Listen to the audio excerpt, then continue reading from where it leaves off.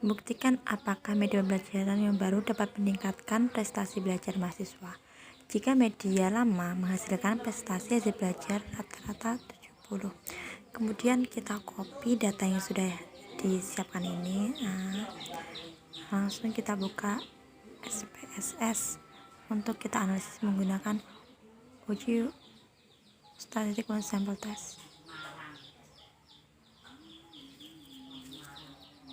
Kita buka ya.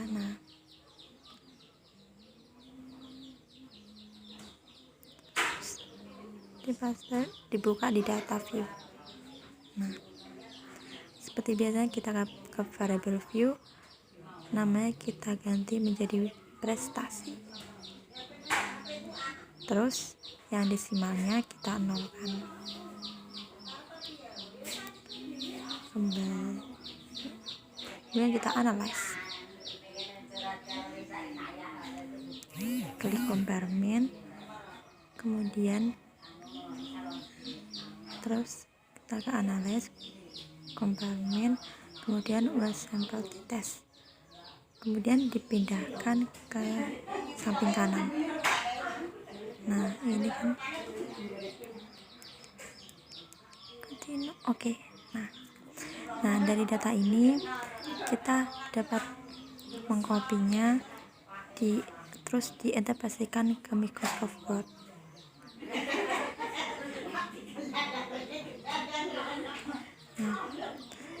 Hasilnya seperti ini. Jadi N-nya itu atau banyaknya itu ada 15 orang. Jadi maksudnya di sampel. Kemudian mean-nya ada 72,87.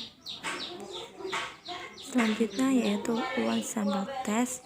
Jadi dari hasil analisis atas dapat diketahui bahwa nilai dihitung 38,259. Data itu diambil dari T ini. Itu berasal dari T tabel, yaitu 2,155. Maka HO ditolak. Jadi rata-rata prestasi mahasiswa yang menggunakan media pembelajaran baru tidak sama dengan mahasiswa yang menggunakan media pembelajaran lama. Dari sini media pembelajaran baru dapat meningkatkan prestasi belajar. Oke, selanjutnya untuk soal yang kedua, yaitu soal yang pertama. Datanya. Pertama, ujilah pernyataan di atas untuk memenuhi analisis regresi, yaitu linearitas, multikolonialitas, homogenitas, dan autokorelasi. Oke. Datanya kita copy seperti biasa. Kita copy ke SPSS.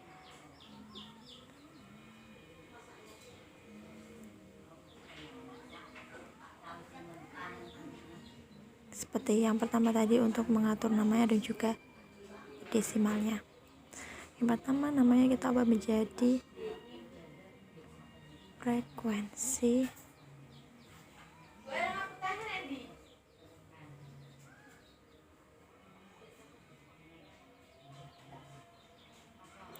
adalah nilai.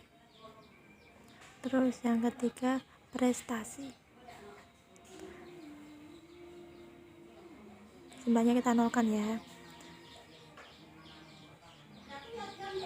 Kembali ke data view, terus kita analyze, kemudian klik regression, kemudian klik linear,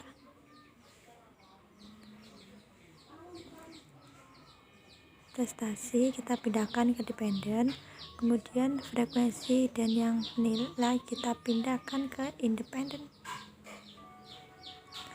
Klik di statistik, kemudian klik pada kolom clarity dan terus continue, kemudian di OK.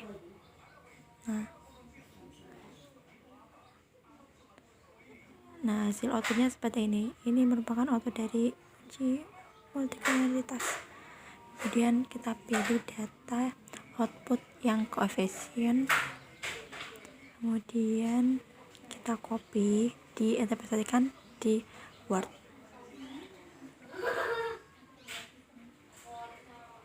Jadi dari data tersebut dapat kita simpulkan bahwa nilai VIF ini adalah 1,614. Nah, karena nilai ini kurang dari 10, maka dapat disimpulkan bahwa tidak terjadi multikolonialitas oleh tabel frekuensi belajar dan nilai statistik. Selanjutnya yaitu uji homodesitas. Kita langsung tadi kan sudah disiapkan datanya yang tadi, langsung kita ke analyze, pilih regression, klik linear, kemudian klik save, terus kita standar di klik ya, kemudian di continue, terus oke deh. Nah, kemudian kita kembali ke data view. Nah, di sini kan udah ketemu residu dari kemudian langkah selanjutnya klik transform. Nah, variabel, kemudian cascade variabel kita isi abs res underscore res. Nah, setelah itu di numeriknya kita isi abs kurung buka res underscore 1 kurung tutup,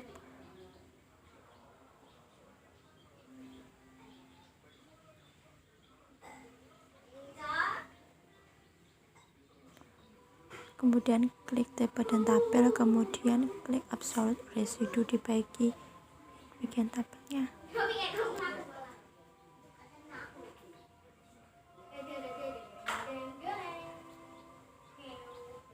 Setelah itu kita continue, kemudian pilih OK. Nah, jika sudah seperti ini, kita kembali ke data view. Sudah ini ya, udah ada nah, ABS resnya. Kemudian tinggal kita analyze. Klik regression, kemudian linear. Nah, terus yang dependennya kita pindahkan dulu menjadi absolute residu. Nah, kita ganti absolute residu, kemudian OK. Nah, ini hasil dari sini sudah terlihat bahwa datanya seperti ini. Nanti dibaca yang ANOVA. Data dapat menunjukkan bahwa nilai F itu ditemukan 0,179 dengan nilai signifikansi 0,72. Oleh karena nilai signifikansinya 0,40, oleh karena nilai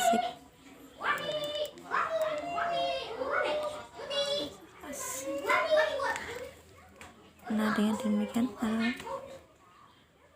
jadi ini terpenuhi ya homosisitasnya. Selanjutnya yaitu uji autokorelasi.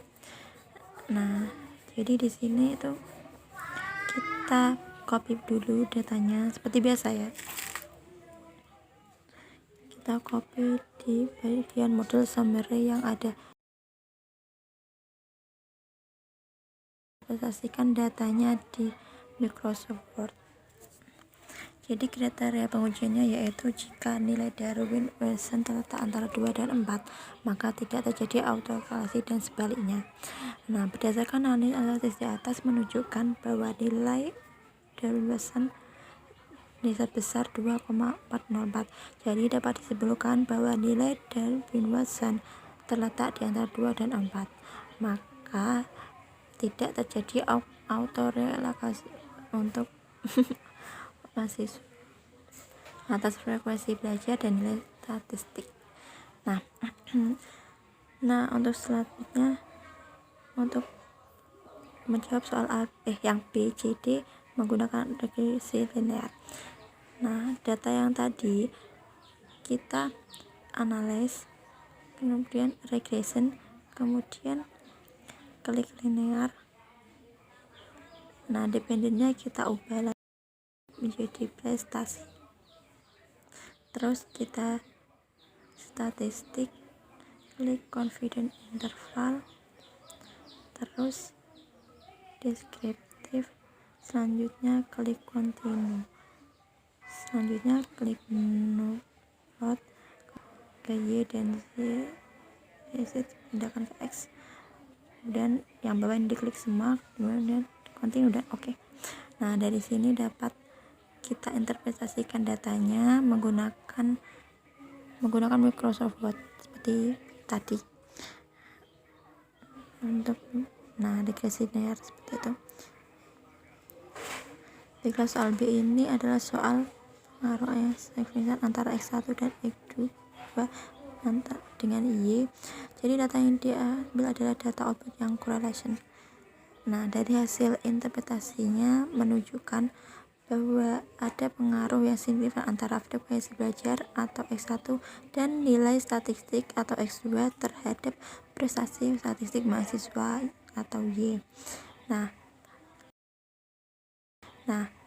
kemudian yang C, berapa besar variabel independen mempengaruhi variabel dependen. Nah, jadi yang diambil dari output tadi adalah model summary. Kemudian kita interpretasikan bahwa R-square-nya 0,796 mengandung pengertian variabel bebas atau independen terhadap perubahan variabel dependen adalah 79,6%, sedikit dipengaruhi oleh variabel lain. Nah, selanjutnya adalah variabel ANOVA. Misalnya F hitung 3,411. Nah, dilihat dari signifikansinya 0,00 lebih kecil daripada 0,05. Dengan demikian, HO ditolak. Maka nilai variabel bebas dapat menjelaskan nilai terikat. Kesimpulannya, variabel independen sangat berpengaruh pada variabel dependen. Terus kemudian soal yang D, tentukan persamaan garis regresi dan bagaimana interpretasi hasil analisis dengan membaca persamaan garis regresi tersebut. Nah, jadi diambil dari output tadi, yaitu koefisiennya yang menunjukkan 0,029, sedangkan frekuensi belajar yaitu 0,262. Nah, dan nilai statistik yaitu 0,15, sehingga sama definisinya dapat ditulis sebagai berikut: Y sama dengan 3,029 plus 0,262 X1 plus 0,015 X2. Nah, seperti itulah.